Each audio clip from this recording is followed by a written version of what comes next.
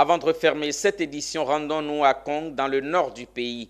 Un projet d'autosuffisance en poisson tilapia a vu le jour, porté par le docteur Cissé Moussa, lauréat de la deuxième session 2021 du FONSTI. Ce projet veut limiter aux populations les dommages liés à la cherté de la vie. Reportage.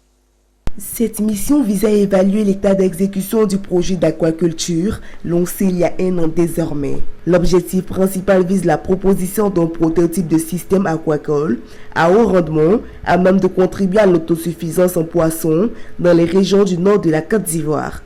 Le projet que nous avons soumis, notamment faire de l'aquaculture hors sol. Nous avons 10 bassins et chaque bassin, c'est des bassins de 32 mètres cubes. Et chaque bassin produit par cycle 1 tonne de poisson. Si vous avez 10 bassins, ça vous fait 10 tonnes de poissons par cycle. C'est le potentiel. On peut même aller au-delà. C'est pour ça que nous parlons d'optimisation. Maintenant, comment tout ça c'est possible? Parce que tout ça c'est possible parce qu'on a réussi à capter l'eau.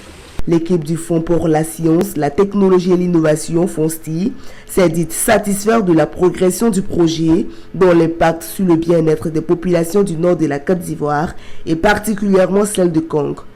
Autour donc la production de poissons, donc la pisciculture.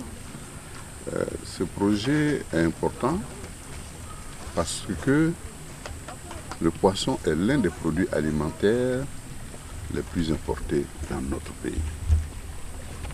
Chaque année, nous consacrons des centaines de milliards à l'importation de poissons.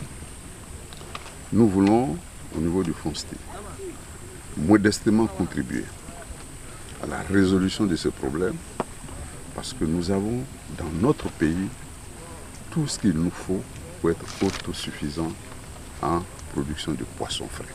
Faut-il rappeler que ce projet à long terme engagera l'implantation et la propagation de l'aquaculture dans des zones où sa pratique est difficile, voire impossible, dans le but de permettre à la Côte d'Ivoire d'être autosuffisante en poissons, car par an, plus de 400 milliards sont injectés pour l'importation du poisson frais, une innovation que saluent les autorités. Les autorités administratives, religieuses et coutumières ont exprimé leur satisfaction face aux réalisations observées et ont remercié le secrétaire général du Fonds pour la science, la technologie et l'innovation qui a bien voulu que ce projet soit mis en œuvre par Kong.